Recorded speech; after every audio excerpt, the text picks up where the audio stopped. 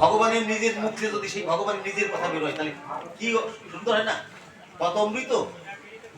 সবাই এক নজরে দর্শন করছে ভগবানকে আর ভাগবতের কথা শুনছে, ভগবানের কথা।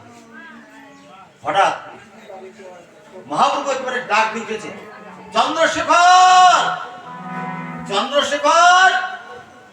এখন চন্দ্রশেখর ছিল এই রাস্তার পাশে, মানে যে ভক্তগুলো আসে তাদের চরণ ধৌত করে দেয়, গামছা দিয়ে চরণ বসায়, তারপরে চন্দন দেয় কপালে, তিলক চন্দন, তারপরে তারা ভিতরের দিকে যায়। এগুলো কিন্তু নিয়ম। এই দেখেন আজকে এটা খরচের বাড়ি, তো খরচের বাড়ি আপনারা শুনে রাখেন, অনেকগুলো কর্তব্য আছে আমাদের।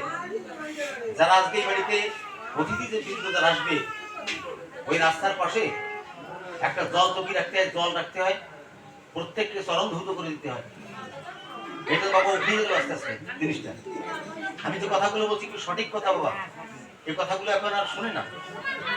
প্রত্যেককে চরণ ধোয়াতে হবে, তিলক দিতে হবে প্রত্যেককে। আমি খাঞ্জিপুরি গিয়ে খুব আনন্দ পেয়েছিলাম।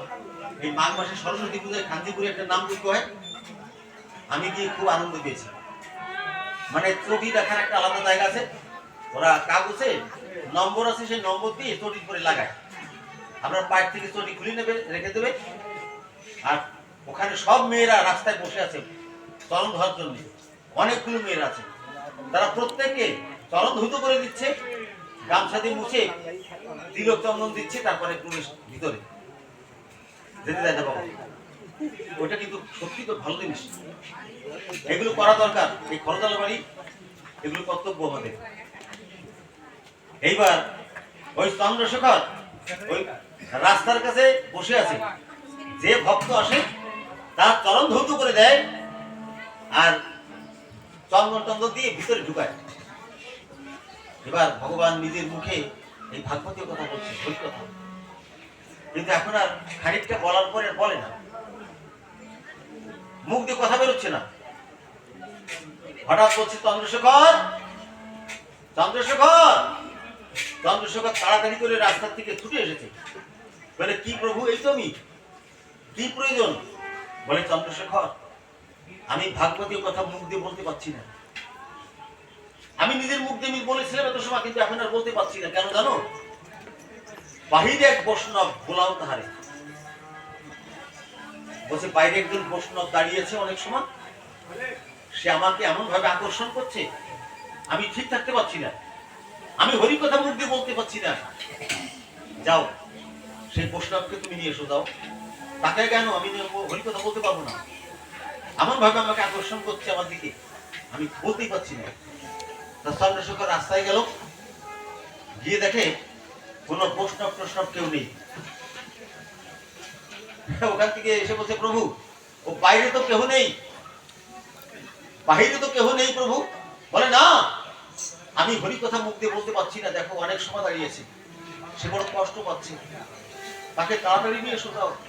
ওতে পরম বৈষ্ণব। চন্দ্রশেখর আবার গিয়েছে রাস্তায়, গিয়ে দেখে একেবারে কেউ নেই, তা না, একজন দাঁড়ানো আছে। তার চন্দ্রশেখরের দেখে মনে হচ্ছে এ বৈষ্ণব হবে কেন? সত্য বইয়ের ভাষা দেখলো, বলছে সত্য মণ্ডিত গোপদাড়ি, একটা ভোট কম্বল পরা, মানে বড় একটা জামা গায়ে দেওয়া, সে জামাটা এই পর্যন্ত লম্বা, একটা কম্বল আছে ঘাড়ে, একটা ঘটি আছে হাতে। দেখে মনে মনে চিন্তা করছে, আমার মনে হয় একটু দরবেশ। এ প্রশ্ন হবে কেন? তাই কেউ যখন নেই, তাহলে একেই বলা যাক। গিয়ে বলছে, দরবেশ, দরবেশ, শ্রীধাম নবদ্বীপ থেকে মহাপ্রভু এসেছে আমার ঘরেতে, আমার ঘরের মধ্যে বসে আছে, সেখানে ভাগবত পাঠ করছে, তোমাকে ডাকছে, তুমি আমার সঙ্গে এসো। যেই বলেছে আমার সঙ্গে এসো, এবার চন্দ্রশেখর যায়, তার পিছনে পিছনে ওই দরবেশ যায়। এখন বাবা যে ঘরে, ওই যে ঘরে ওঠার সময় আমরা তাকে বলি দড়ি কাঠ, ওই যে বারান্দা ওঠার সময় একটা আর কাঠ থাকে না, চৌকাঠ, ওই দড়ি কাঠটা পার হয়ে এই দরবেশ যখন দুটো পা এই বারান্দায় তুলে দিয়েছে, এইবার মহাপ্রভু ঘরের মধ্যে থেকে ওনাকে দর্শন করা মাত্র উনি একেবারে দাঁড়িয়ে পড়লে, দাঁড়িয়ে অসংখ্য ভক্ত তো ঘরে, জায়গা নেই বাবা। ভক্তদের মহাপ্রভু হাত দিয়ে এইভাবে চাপ দেয়, তারা এইভাবে একটু কাঠ হয়, আর মহাপ্রভু পা বাড়ায়, এই করতে করতে একেবারে কাছাকাছি